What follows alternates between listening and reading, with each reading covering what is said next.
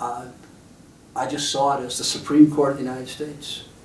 This is the Supreme Court of the United States, and look at this thing. And I have a chance of being the librarian here, and the court was not in session when I came. I interviewed with Justice Thurgood Marshall, with Whizzer White, Blackman, and those others were not there. Mm-hmm. But the chief wanted, as you know, is that the librarian is appointed by the court. That meant nine people had the opportunity that they had a say. So there was one other justice who was close enough that he could get them. I could get to him, and the chief got the driver to pull out a car, and they drove me down to Richmond so I could meet with Powell, Justice Powell. Yeah, and he was the only one who said this to me, and it proved to be probably a core of why I'm at Southern Illinois, or not why I'm at Notre Dame today, was that this probably isn't a job you would consider, he said, as being the end of a career kind of job. Mm-hmm. Not for someone like you. And I didn't know exactly what he meant, but it proved in a number of years to be after I had achieved some of the goals that I thought the court needed.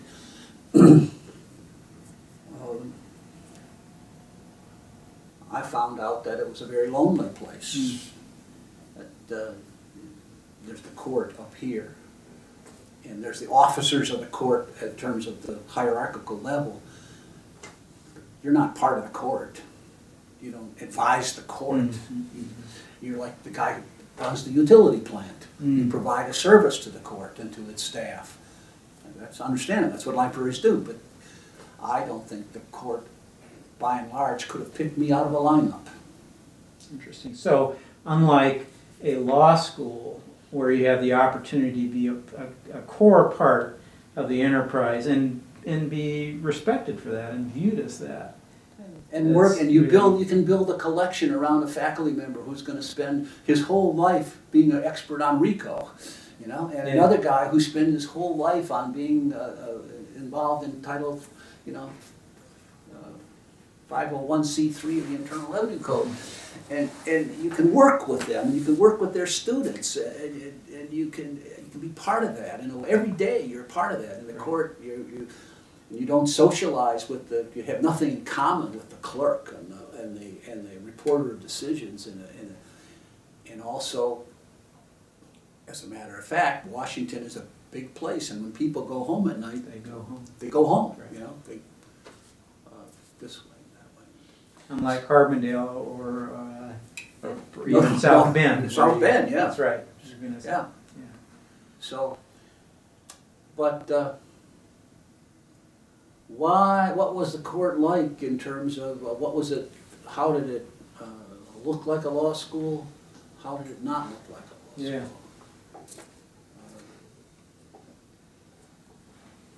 It had a marvelously strong collection, as you can imagine, in some areas, in some ways.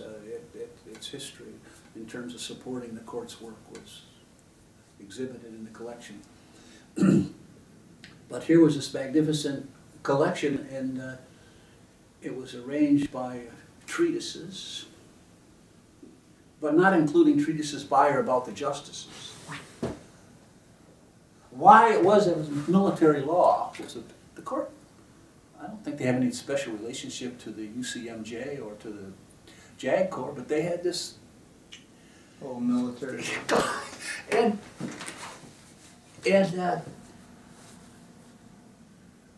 I tried to bring some order to that. I didn't see why we couldn't use the Library of Congress classification system to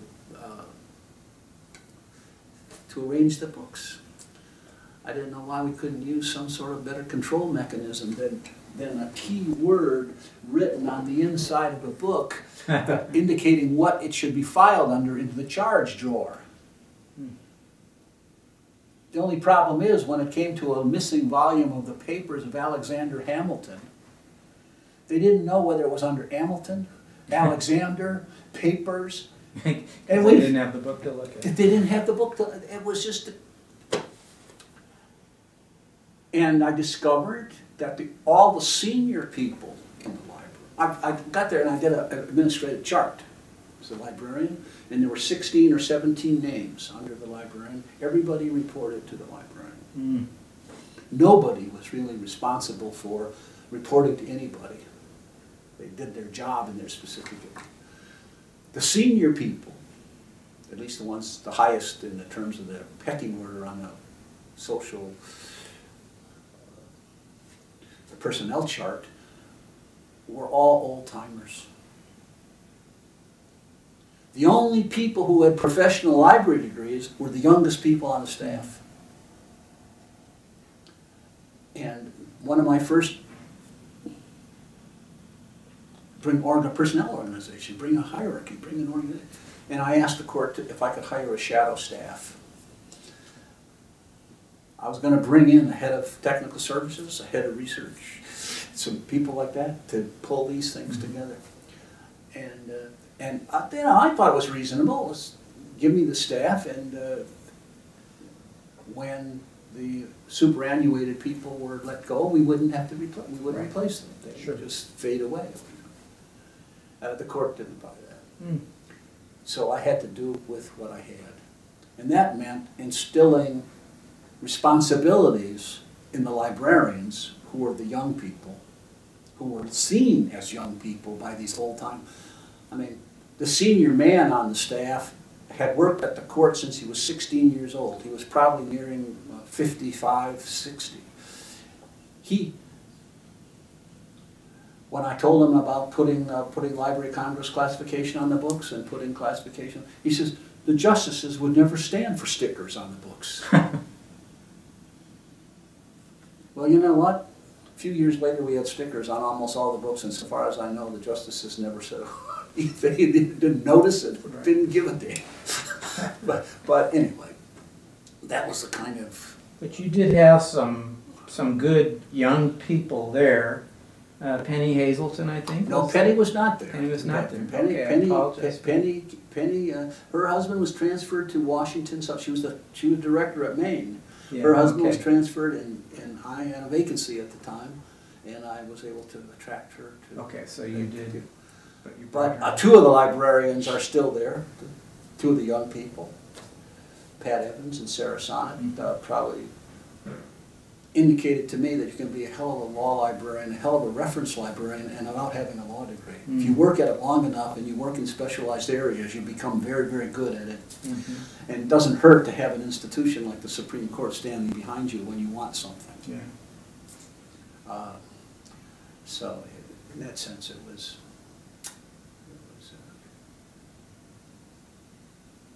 So,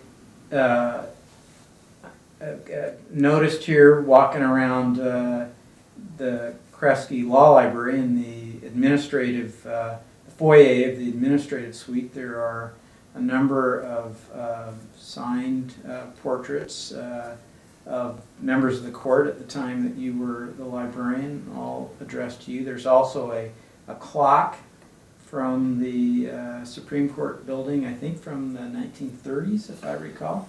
Yes, that's right, Frank. The building was built in, I think, 32, 33, and they engaged Technicron to put in a clock-driven alarm system, which would announce the opening of court or announce that it was going to, almost like bells in an old school. Yeah. You know, a bell would go off 3 minutes before the court was in session, and then the bell would ring when the court was in session, and then a bell would ring when the court stood and went into recess.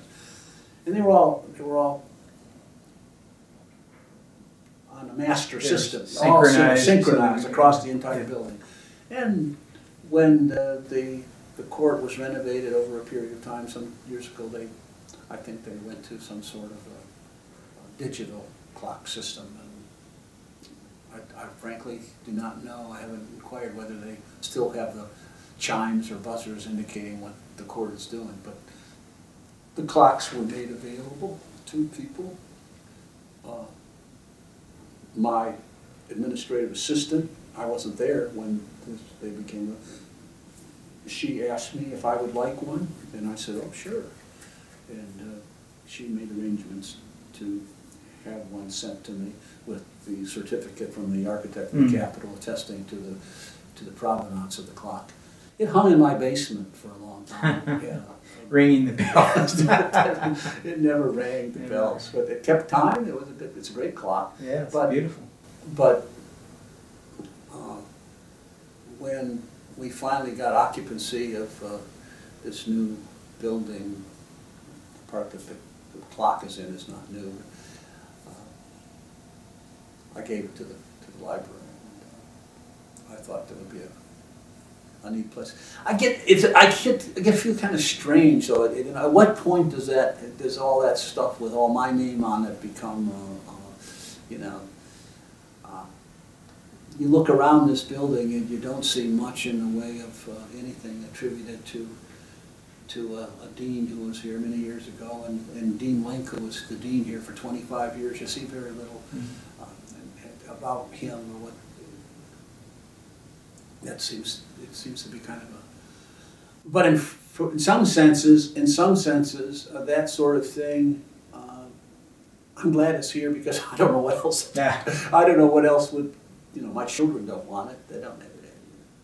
Well, let's talk a little bit about your experience at Notre Dame. You, after, was it 6 years you were at the 7 years. 7 years, pardon me. 7 years at the court, and then Justice Powell, apparently prophetic. It turned out, no, that wasn't a place that you would end your career at. And you came to Notre Dame, and you know, you're talking about this. Why should my name be up there? But again, you were coming to an institution that perhaps from the outside seemed to be, that it ought to be better than perhaps it actually was. Because I know you were responsible, you and the staff that you worked with were responsible for making great strides in the service approach and the collection and ultimately in the building. The University of Notre Dame Law School really expanded tremendously during the many years that you were here as director. So, you know, I personally I was at the court. I wasn't 5 years. Every year. Maybe it's because of my roots and the fact that my parents came out of the Depression.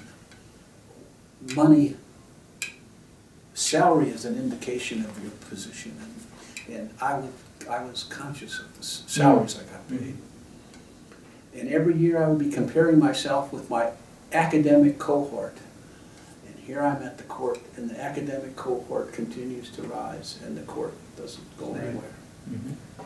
The chief, whatever his qualities, was a parsimonious kind of fellow. I can tell more stories about that. But I just felt that the time was coming. People always said, well, there's this great retirement plan in the federal government, great retirement plan. And yeah, but I have 2 kids who are getting ready to go to college, and I don't see any, you know, you talk to the universities, they have benefits for it. I don't see any. And so I started putting my nose in the air for opportunities. And from the vantage point of the court, there were quite a few opportunities made themselves. And some of them I paid attention to, and some of those I didn't.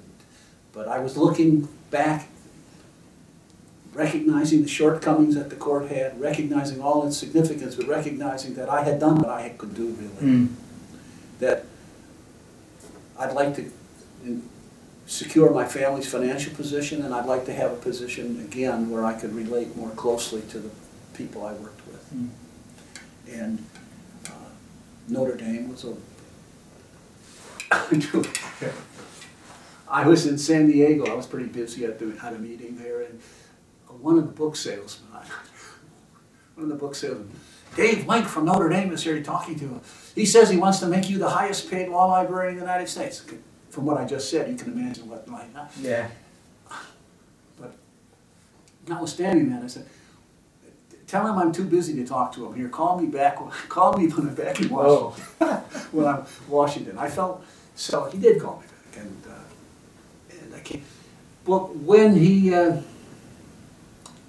So that's about 1984, I guess, Yeah, in San Diego. Yeah. Mhm. So I came here and I was not impressed. I was not impressed with the law library. I was not impressed with the law school. I wasn't impressed with all this foo-ha-ha about Notre Dame being, you know, something walks on water, or we, you know, they talked as if they invented ethics and they invented professional responsibility and some higher code. We were concerned about ethics at Southern Illinois. We were concerned about training, lawyers of honor and integrity and diligence. I don't know what the heck they were talking. They had this whole mantra. It's part of the. I had a hard time with it at first. And then my colleague said, "Benny, why are you going to go to Notre Dame? Why do you want to pick a last place team? We're certainly one down below them." And maybe because you couldn't make a mistake, you couldn't fail, and they needed me. They needed me, and I thought I could use it. Well, again, it seems to me it's characteristic of someone who sees opportunity as opposed to just disaster. And the argumentation here was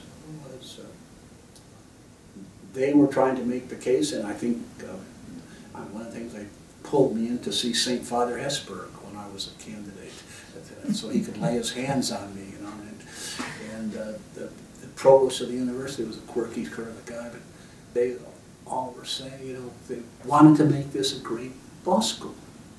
They wanted to make it something really special. And they had been a good teaching school, but they wanted to be the best Catholic law school in the country. So I bought into that, and I think they were responsible. Southern Illinois, as I recall, the biggest gift I'd ever received in the law library for the law school in the law library was $5,000. Biggest There's no doubt that that's true.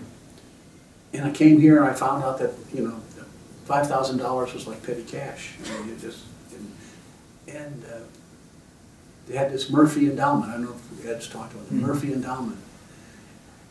In the first year, I had a struggle. My predecessor would get a budget. By December or so, it would be spent. So then she'd go to the associate dean and she'd say, "I need a supplementary budget to buy material." So he would give her a supplementary allocation. And by May, that would be gone. So then she'd go for a third supplementary. And I went to David and said, "This is crazy. If you wanted me to build a library, give me the money to build a library. I have this money here." So they gave me the money. And the fund and income here, go ahead and do it. Plus the budget had gone up.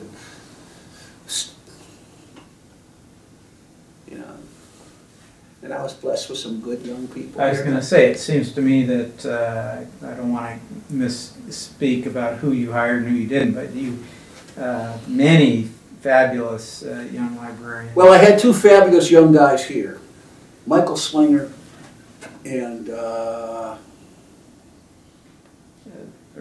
Jim Gates. Jim Gates. Mm-hmm. Michael, who's done a whole lot in law librarianship on his own right, and Michael and Jim, who continued in law librarianship with a couple other institutions, but then got the job of his dreams as librarian of the Baseball Hall of Fame, Museum and Hall of Fame. So they were good supporters. But I got some great people subsequently, and Joe Thomas, and before him, Janice Johnston. Janice, for 13 years, helped create this place. Obviously from her subsequent experiences, we know other people recognize her talent, but she was really something special here.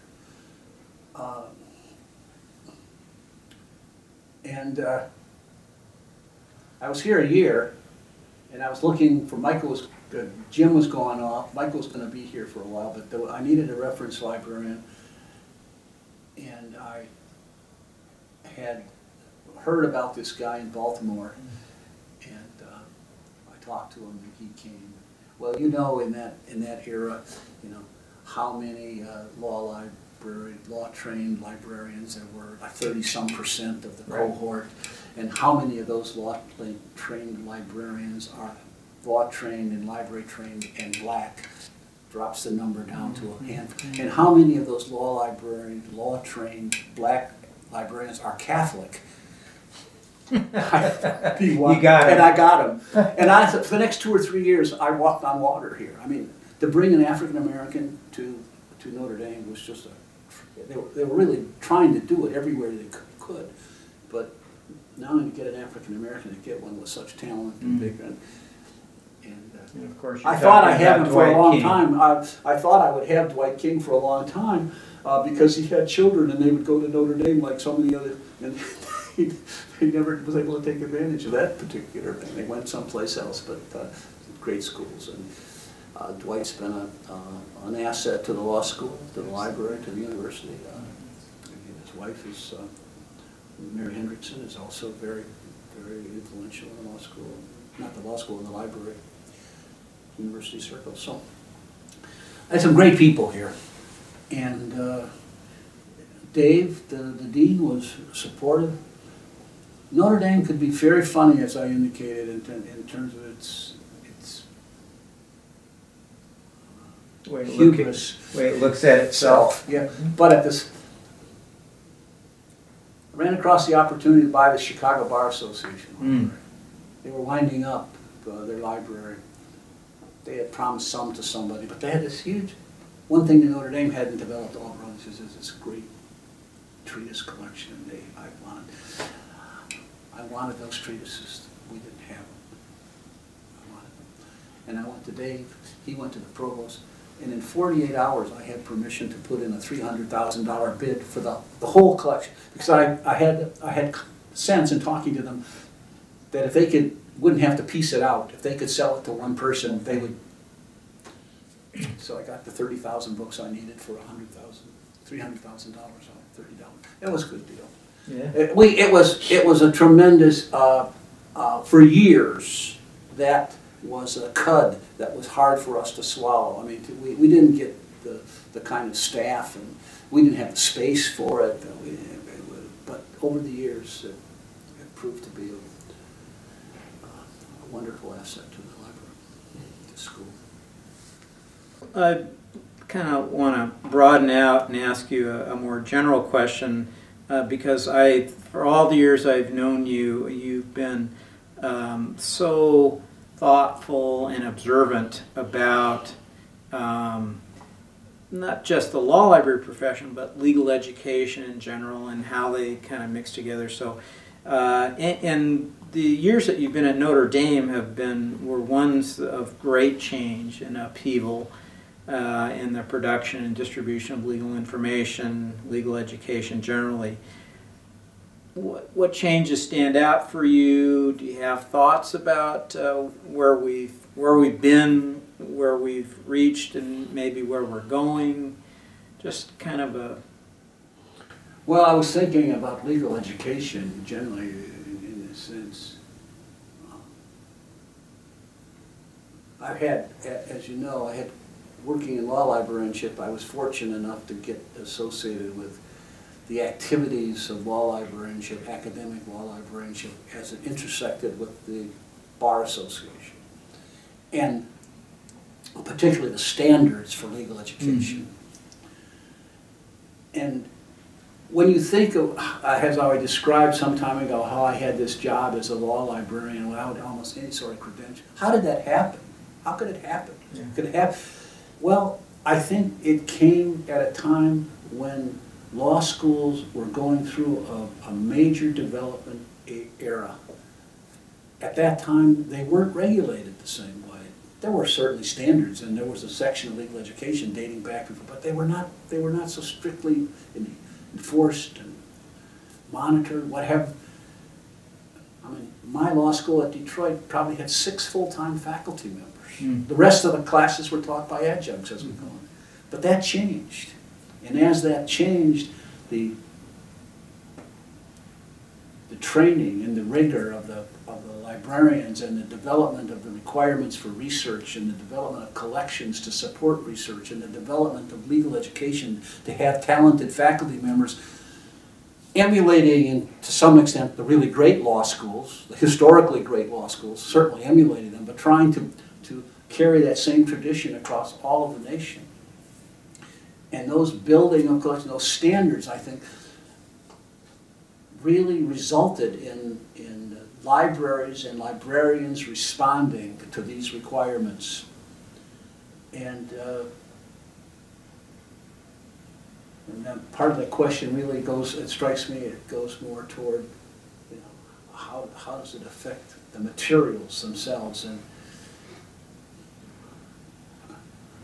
to some extent, I see scholars still producing articles, they're still producing books, and until someone tells them that's a waste of their time, that's going to happen.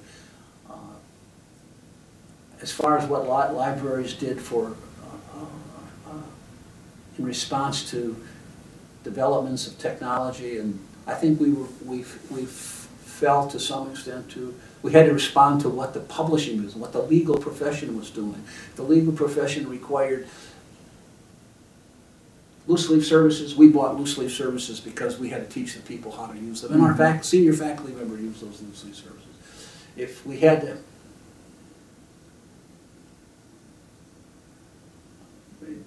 who said that every law library in the country had to have the statutes from every state and the session laws from every state?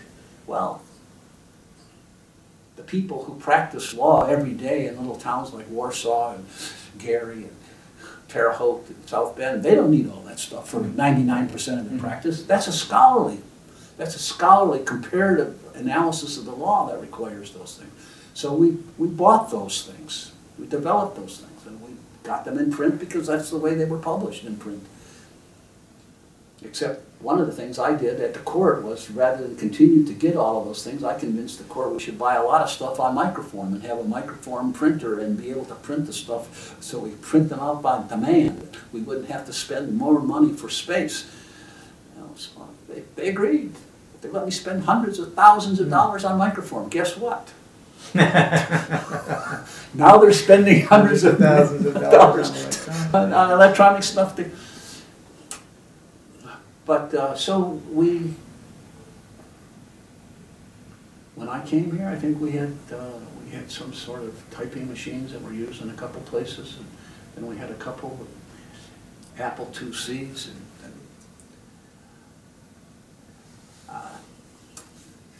but maybe I'm not being responsive to your question. No, I think you are. It's not an easy question to answer. I think. Yeah, I think we.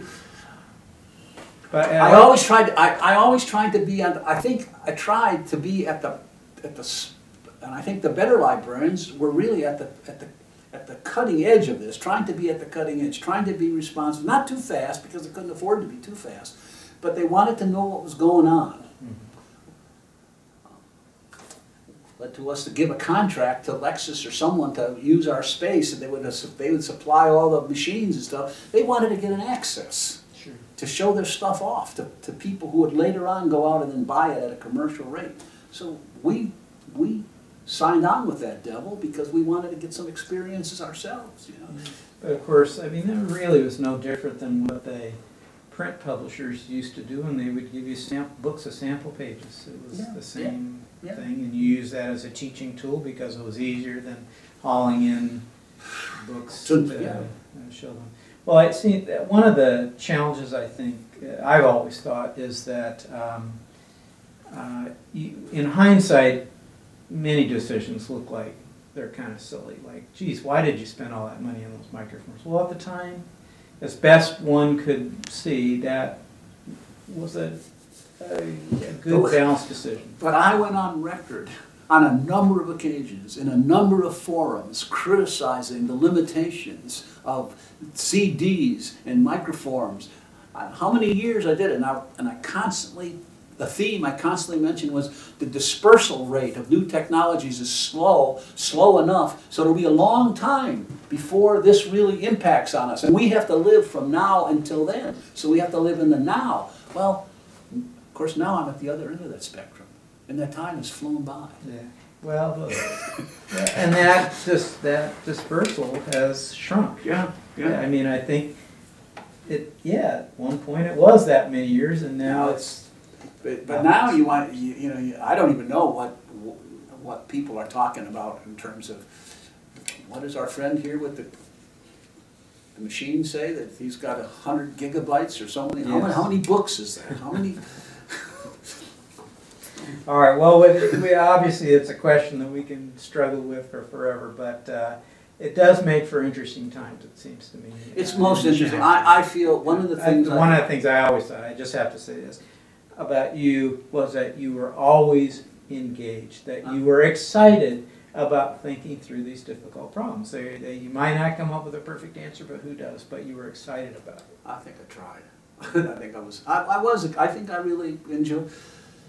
And it's surprising to me now that I don't, the emeritus faculty member who has, one of my colleagues here who's a great German-American constitutional law scholar, he retired and got an office up in one of the tower buildings, and the next year he wins some prize for some scholarly article he's done someplace else, and the year after that he wins some prize someplace else. He's doing this in his retirement.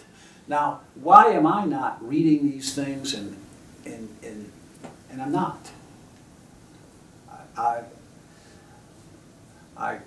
get the Law Library Journal and I prowl through it, and I find some interesting, every once in a while I find something that I might look at, but it's not, I'm not engaged with it anymore. It's if something has happened, and well, I always have thought that attitude, that has something to do with being not only a librarian, but being an administrator. And I've always thought there's like a finite number of tough things that you can deal with. Mm-hmm. And whether they're in your personal life or your professional life, at a certain point you just say, you know what, I've done my thing. So I don't think you need to be apologizing. I don't think you need to be feeling bad about that. Let me switch gears here. I need to talk about this a little bit, because Roger, you have served the law library profession and the professional legal education in just countless ways. It's too many to mention, but you've already talked about being chair of the program committee for the annual meeting in Houston. We talked about being president of the Canadian Association of Law Libraries. You were the founding president of the Mid-America Association, member of the ALL Executive Board, ALL president. I also remember you as chair of the Bylaws Committee, which I think that duty in and of itself is commendations are due.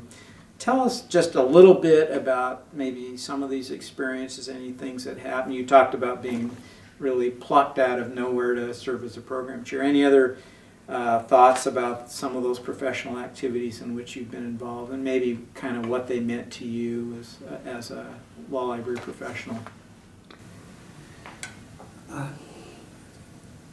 It always seemed that someone was, after a bit, it seemed like people were asking me to do stuff, and I enjoyed getting my hands on certain kind of problems, some that I thought I was a little better at than others. I think I served 7 years on the Constitution and Bylaws Committee, and I think one of the reasons I served 7 years is because I found the work interesting. I found the problems that the association faced, and the challenges they faced, whether there were little problems in understanding a particular phrase, or bigger problems of, how do we work SISs into the fabric of the association.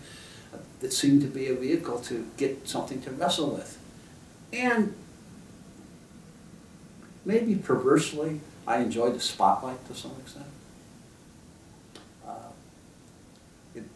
The Constitution and Bylaws Committee always gave you something to say. I mean, there was something to say. Whether it was a small part or a larger part, you got involved, and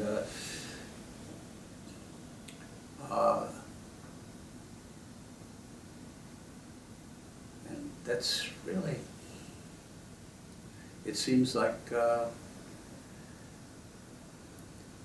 and you fall into things too.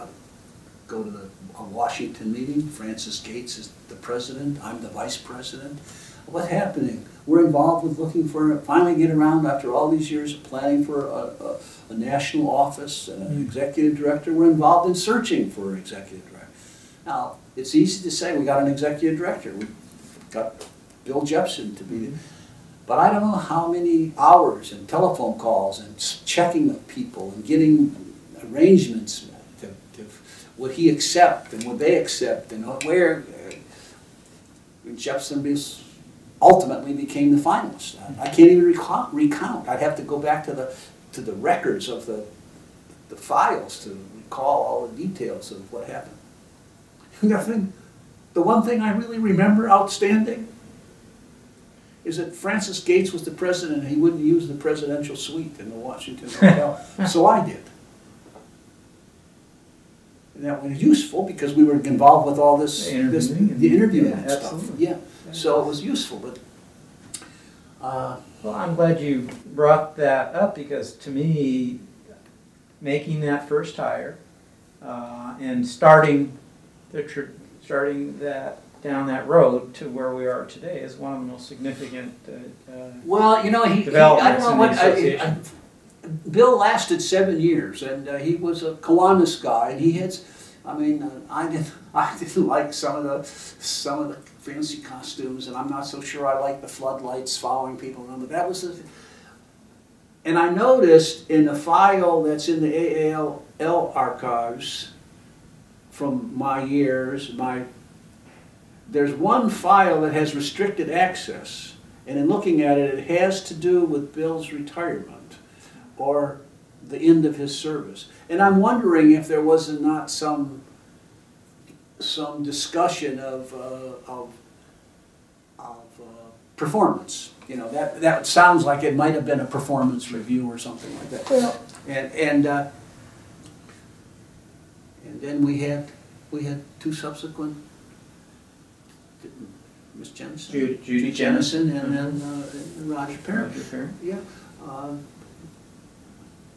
But I can't tell you who the executive director is today. Kate Hagan today, but yeah. But my point is not so much about the individual, whether or not there might not have been someone better. It's almost irrelevant at this stage of the game. The thing that was important was finally making it happen, getting the ball rolling, and I think that subsequently we've had outstanding directors, and we've done things that without that kind of professionalization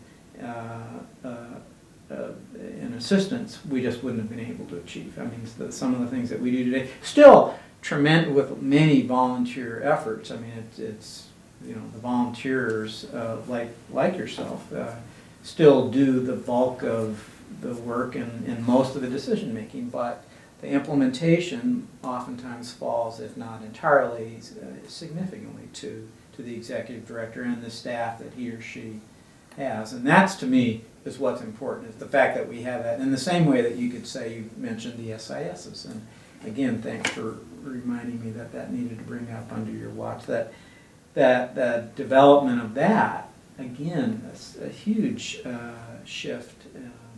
At that Houston convention, I was criticized because instead of just having 4 plenary sessions where everybody attended, no conflict, I had 3 plenary sessions, as I recall, and then I arranged for 6 or 7 roundtables, which were informal, more informal, but formal. They had somebody who was to lead discussion aimed at people who had special interests.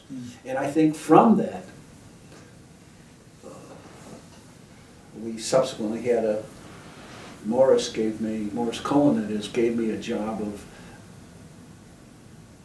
highlighting the issue of adding special interest sections to the association plan. And we conducted a survey, and I remember presenting the results of that survey at a meeting in Miami. And the response was from a kind of carping criticism from Houston to Miami, where the response had turned around pretty seriously that, hey, we want this is good, let's do this. that development had taken place. Well, and when you have an organization that has now 5,000 plus Yeah. members and has been that large for, you Oh. have to Yeah, have that kind of specialization so that people can find a home Well, and actually achieve things. How can you can't talk to 5,000 people. Right, right. And you can't have you can't have committees of 35 people and expect it to be any kind of meaningful. But I think, going back to working with the new executive, I think maybe I was a good person to be there at the time because I was flexible and I wasn't too concerned about. I mean, I was willing to let Bill take the lead on certain kinds of things. But then, as I was about to say that, it struck me that I've received a lot of commendations over the years from colleagues who work for me, suggesting that I was helpful to them. And I wonder if it's part of a personality trait that I had or have, that if I gave a person an assignment and they were doing it okay, I let them run with it. And tried to give them everything they needed to do a job. And maybe it was the same with Jepson. I didn't sit on him. I couldn't sit on him very well. He was over there, I was over here. But well, that's right. An executive director on a day-to-day basis is responsible for the association. And the president, even though he or she may be thinking about the association on a day-to-day basis, they actually have a full-time job doing something else. Right, right. Well, I just have to say that I had the privilege to interview Janice Johnston for this interview project, oral history project, last July, and how you characterized yourself is exactly what she said was the beauty of working for you, and she explicitly said how supportive you were, but again, how you basically said, hey, this is what you're to do, and I'm here if you need advice or want to bounce ideas off, but I trust you, that's why I'm giving you the assignment. If I didn't trust you, I wouldn't give you the assignment. So, yeah, I think that clearly is true. I noticed that in another sense. When Penny Hazelton worked at the court, and I worked, Penny Hazelton was a unique figure to me. Irrepressible. She wanted to be, I think she was ambitious, and she wanted to be involved in ALL, and I encouraged her. But she didn't share much with me in terms of, I mean, she didn't indicate that she was doing this, and this was a struggle, and this was, she just did it. And also, I came to the conclusion that she was so bright that her mind worked, at a different megahertz than mine. I remember once being at lunch with her and another woman on our staff. Her name was Sharon Fitzgerald, and they were talking. And if I would have wanted to say, and a couple times I think I did want to say something, that I just could. They were completing each other's sentences, so there was no break in the conversation. And Penny was just. She had an answer for problems that I would have to go approach elliptically. I would have to come around this way, go this, and she just. Yeah, that's her work style, isn't it? Yeah, and just bam, she had an answer, and I said, how can that be the right answer when you haven't thought about it for 30 seconds? Most of the time it was the right answer. Yeah, but that's great. You've brought up Penny, and of course we've already talked about a number of individuals, but I just want to throw an open-ended question out there, and if you say, hey, I've already talked about whoever I want to talk to, that's fine. But are there other individuals that you might want to bring up that we haven't had a chance to I would like to just say that I am indebted to those hundreds of law librarians who contributed to the Law Library Journal in that time prior to 1962. And some of those who contributed works of bibliography, Bittner and Price and Bittner. I've said in other forums that the first meeting I ever went to, organized meeting of AALL, 1963, Chicago Institute prior to the Mackinac meeting. I saw a guy across the room, and it was Harry Bittner. I didn't know anybody. I didn't know anybody at this meeting. I said, I wish somebody would, I'd like to talk to them. I just, I'd read everything he'd ever written. And when that that was in their reflections book, and Harry read it, and when he read it, he wrote me a note saying, I would have loved to have talked to you. It was so nice. But those people, named and unnamed, they were the ones who gave me the education, the initial education in the problems of law librarianship and how law librarians tackle them. Obviously, Borgeson and Cohen and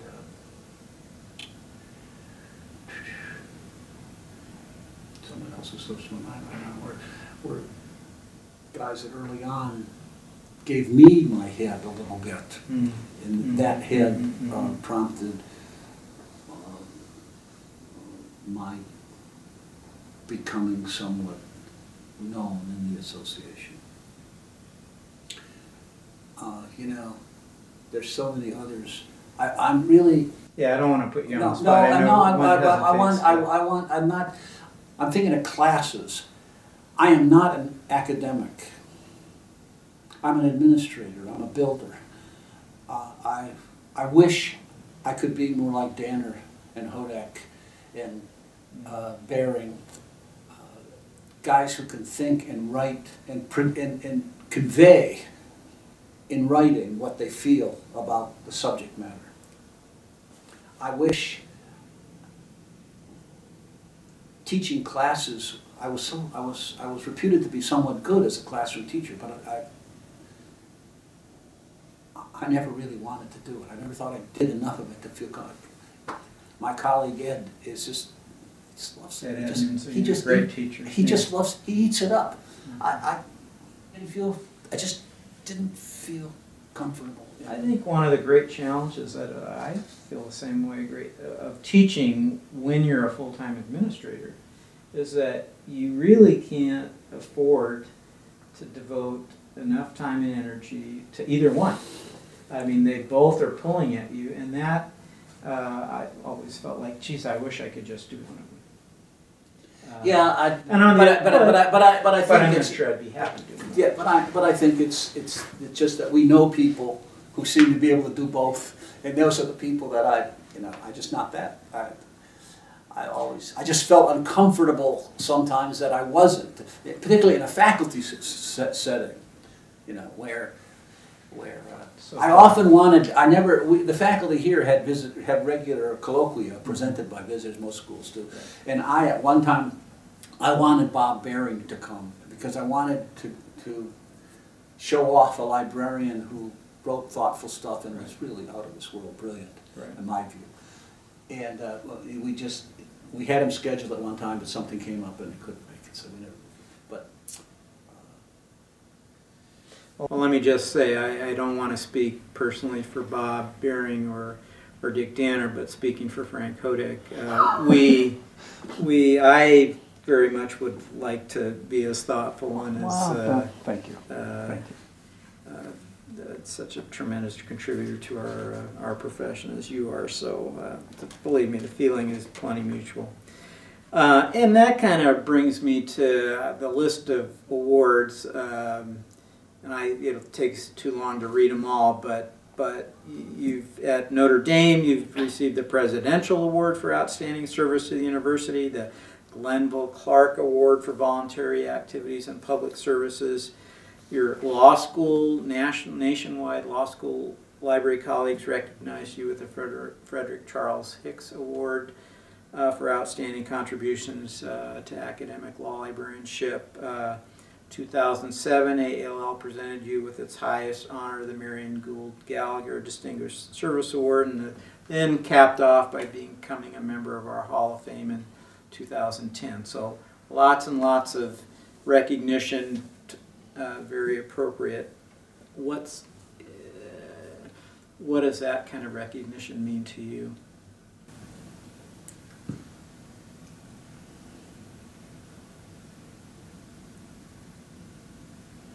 In a sense, I guess it means what they say historically in the Navy when you've done a good job. Well done. The sum of it is in each of those things, each of those efforts, each of those areas of my professional life, I got a job, and I did it the way I thought I should do it. And ultimately, the people around me said, well done. You know, the Chief Justice never said, well done. I never worked, you know, I never got a, the deans said, well done when it came to signing my, how much money you were going to get. I guess they were saying, well done. But the awards, in a way, I think, do just that. They say, well done. Very well put. Roger, before we end our conversation, I want to make sure you have the opportunity to touch on any topics that we might not have, we might have missed so far. So is there anything else you want to add before we can conclude? How can you sum up 45 years in a couple hours, you know? It's those sessions at the bar at some library, you know, where you recall the anecdotes of particular people, particular situations.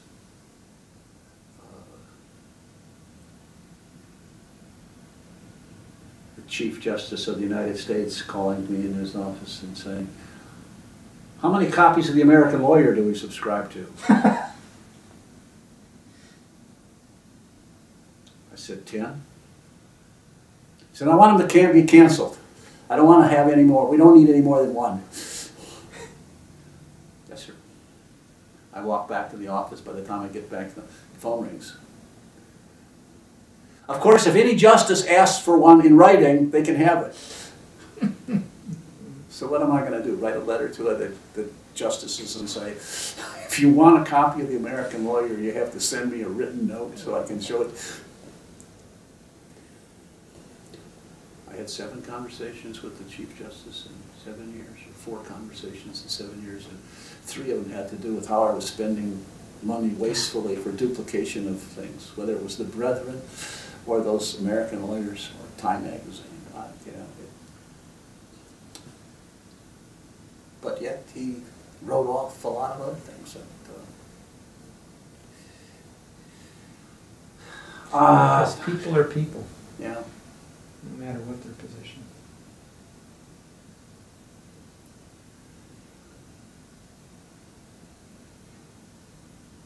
Frank, I think I had a little note someplace of various things I might mention, but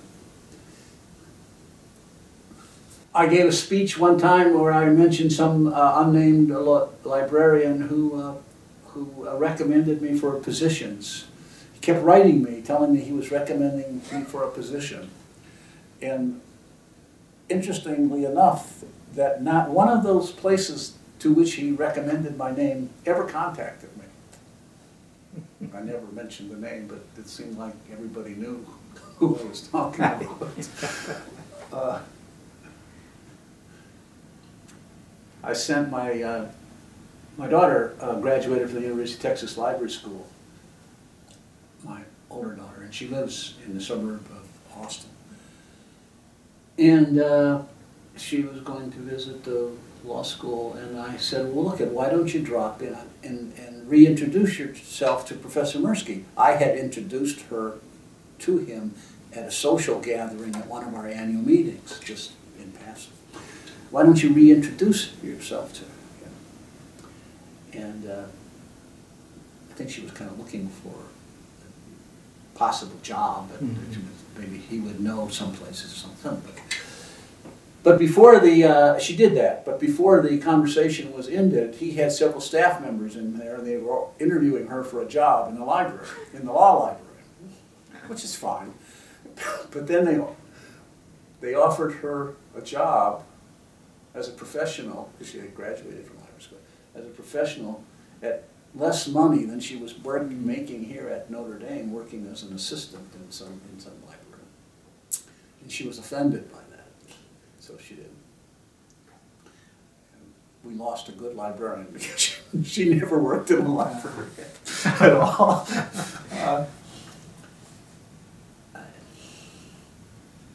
You forget the troubles. You forget the troublesome ones. The one who left here, and as he left behind an 18-page screed as to why I was. You should put that in there to help balance the awards. Why I was. You're not doing your job right if you haven't gotten a couple people to write 18-page screeds. Yeah, deceptive kinds of. I mean, it was unbelievable. But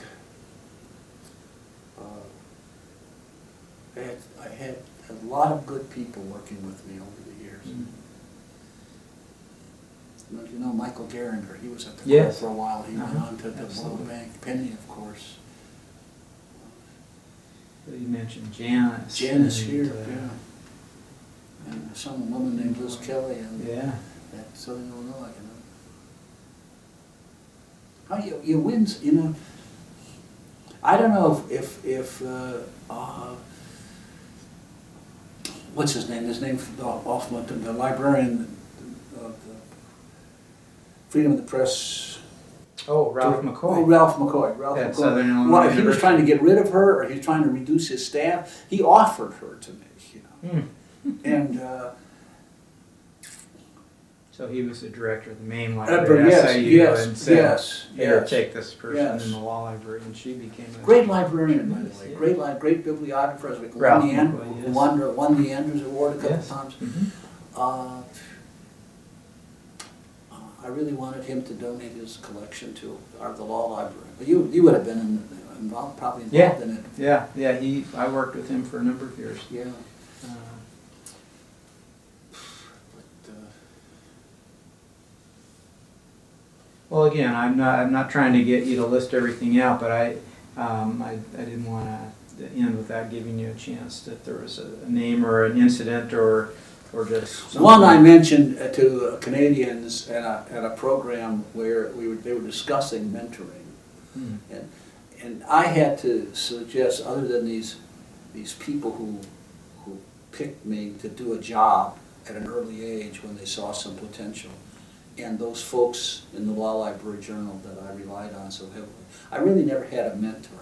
I never had a librarian that I worked for. You see, Baring worked here for somebody, and Roy worked here, and you know, some guys over here worked.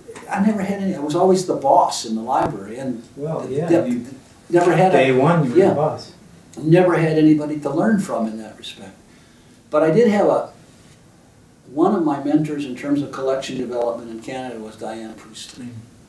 And I got taken to task in an English language Montreal or Toronto newspaper. English language Toronto would be redundant, but an editorial writer on an op-ed page was critical of the spending, the ridiculous spending in Windsor for these American law books. This was in a period, one of those periods when Canada was in its nationalistic phase, which nationalistic phase always meant pushing the United States, Americans away. So he was ranting about how I was spending this money, and she wrote a letter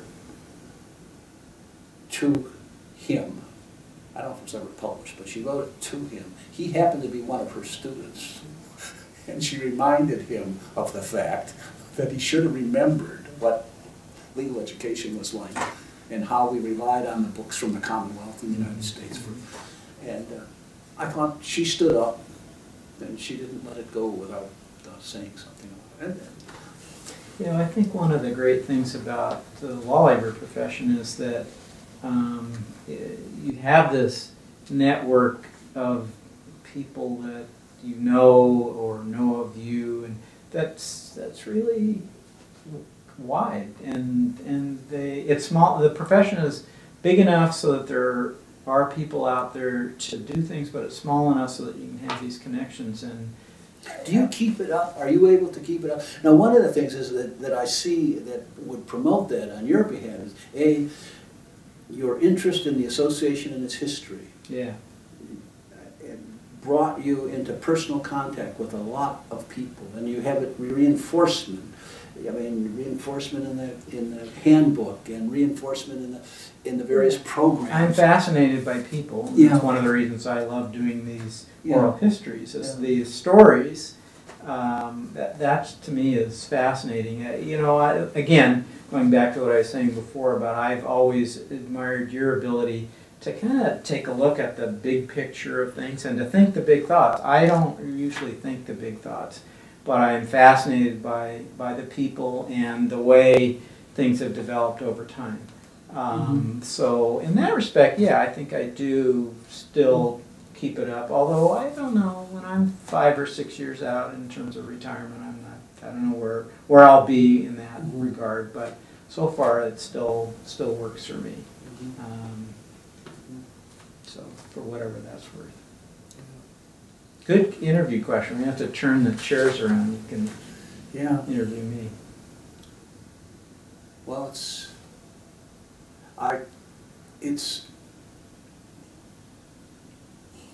there was a fellow on this faculty, I first met him at the Supreme Court when he was a clerk. And I subsequently brought his name to the faculty, and he spent the next 20-some years here. Then he went to be the dean at South Carolina. But for almost all of those years, 3 days a week, we ran together. And what did we talk about? We talked about our families, we talked about the law school and the deans and the problems the law school had. He was a brilliant guy. I have a hard time communicating with him. You know, communication is so prevalent these days, but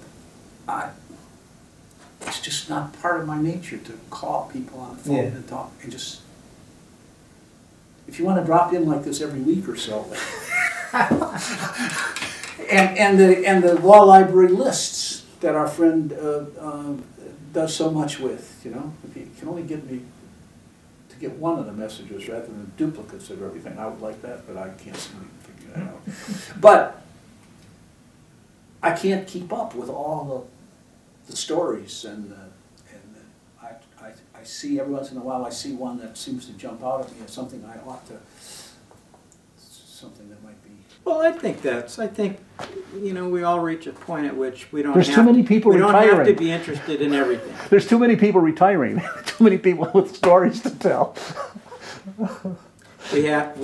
We can now. We're at a point we can choose what we're interested in, what we're not, and that's totally okay. I don't have a problem with that. I'm okay. If I delete 90% of the messages I receive, that's not a problem for me. Yeah. Listen, we're going to wrap this up. I really want to thank you for taking the time to talk not only with me, but on behalf of my colleagues on this project, Pat Keogh, Michelle Wu, and of course Dick Spinelli. Can he play golf yet? Does he play golf? No, okay. He plays plenty of golf. The only days he doesn't play golf are the days that he's resting, so he can play golf the next day. Tell him I said hi. I will do that. Anyways, these remarks are going to be an extremely valuable addition to our project, to people who are going to be interested in it today. I know that for a fact, and for years to come.